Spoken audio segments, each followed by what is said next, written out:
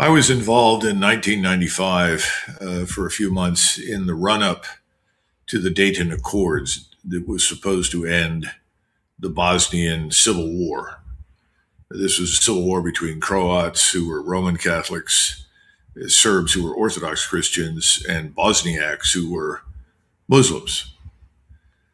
Now, at the time, there was a lot of enthusiasm for forcing the repatriation of people back into areas where they used to live that that were now occupied entirely by the people that drove them out. In other words, push Muslims back into areas where they used to live after they had been driven out by the Serbs or the Croats.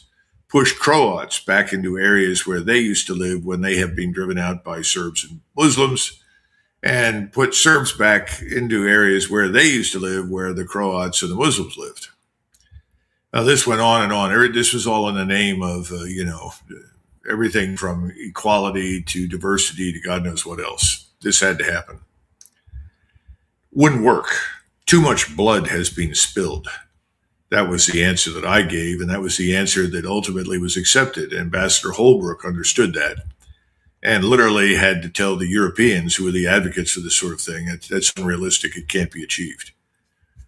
We came up with a settlement that wasn't perfect, but it has worked to some extent, and it ended the bloodshed at the time and has suppressed most of the violence since then.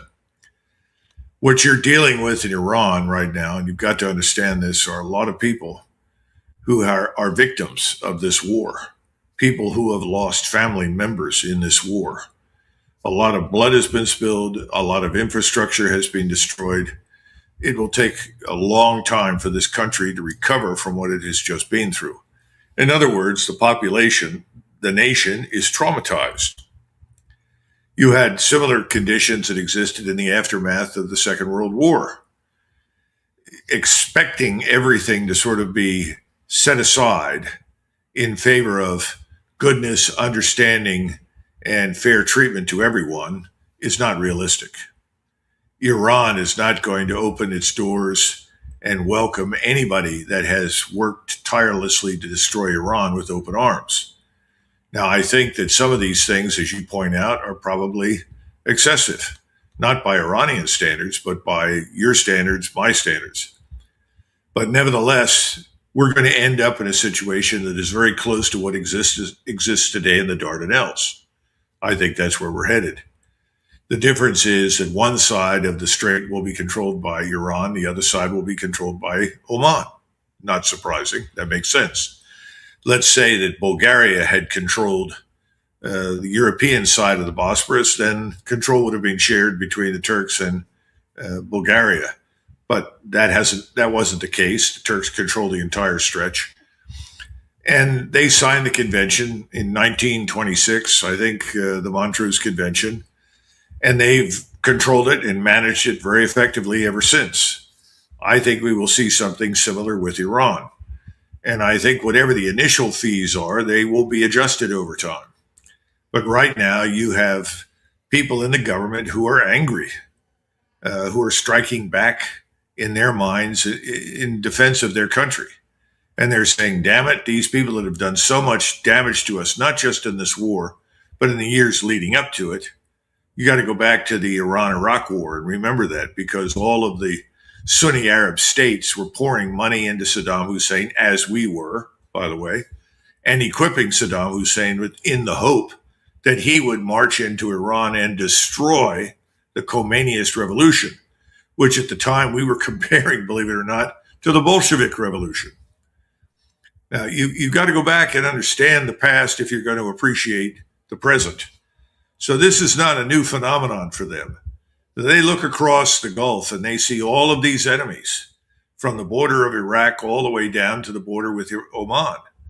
And they're not terribly inclined to compromise and be friends with these people. These people are going to have to pay for what they've done. That's the mentality. We, of course, forget it. We're not even in the picture. We're not part of the negotiation.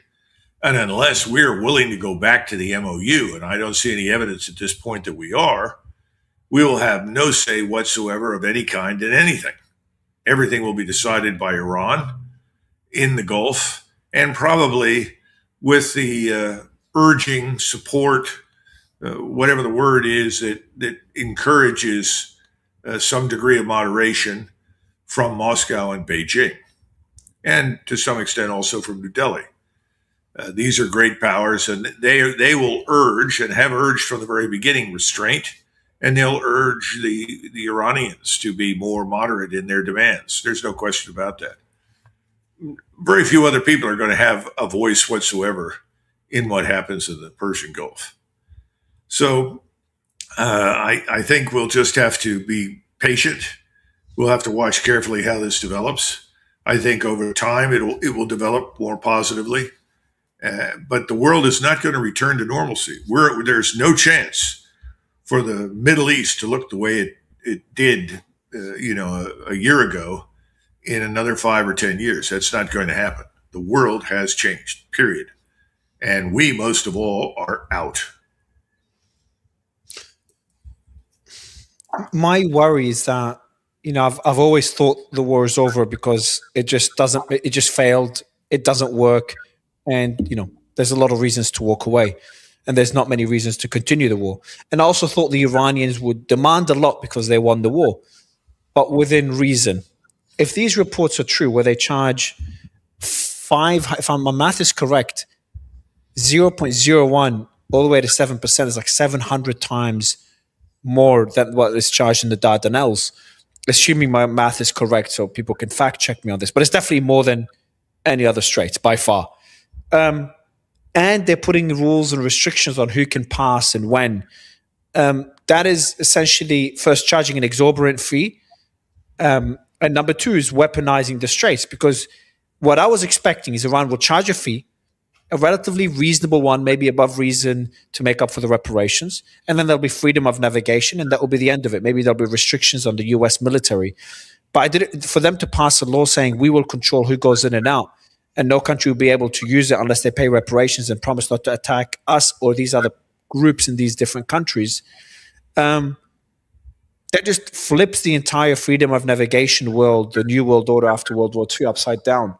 And I worry that now they're essentially intentionally or unintentionally forcing Trump back into the war, assuming these reports are true. Well, two things to consider. The first part is that World War II did not result in the sort of paradise-like environment that you're suggesting. The Soviet Union and China were very much on the outside. They did not participate in any of the arrangements or agreements that were reached at Bretton Woods, the IMF, the World Bank, and so forth. So they stood aside. This was not a global solution by any means. And the situation around the world remained very, very tense for a long time, particularly in Central Europe, where you had the largest buildup of military power in the history of mankind. We all sat there with our guns fully loaded, pointed at each other. And we did that for almost 50 years. So I don't think you can go back to World War II and say that once it ended, we all sort of slapped each other on the back and said, well, that's okay, now we'll get on with things. Also remember that we're primarily a maritime and aerospace power. When we expressed an interest in freedom of navigation, even though we've never signed the United Nations Convention for the Law of the Sea, we've never signed it. You ought to keep that in mind. So we talk about freedom of navigation. Well, we haven't signed it, so do we really believe in it? We believe in it for us. Why didn't we sign it? Well, because why didn't the U.S. sign it? Sorry. Yeah, we saw ourselves emerging from the war ultimately as not completely global, but certainly close to being a global hegemon. In other words, no ship could move, no aircraft could move without us ultimately having an influence over it. What did we want to sign a convention in the UN for that would restrict us in any way? So we run the so-called freedom of navigation cruises up and down the South China Sea, which for the most part are provocations against China. All right? They're not freedom of navigation operations as popularly noted. So I guess let's just set aside this notion that everything was better afterwards and things should be good now. It's not true.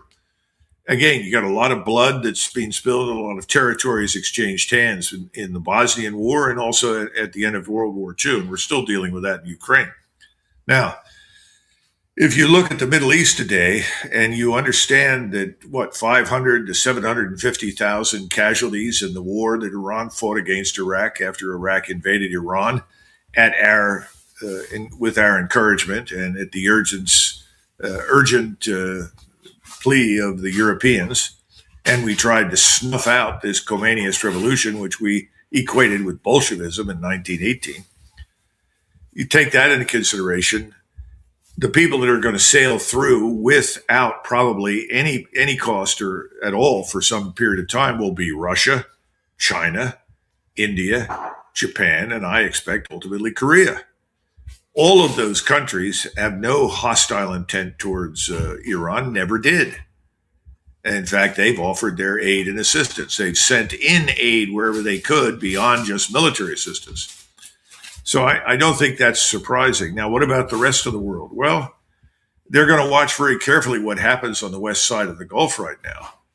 And remember, as far as they're concerned, the UAE in particular and Saudi Arabia, Bahrain, these places have been nothing but launch pads for U.S. military power to either contain or attack Iran.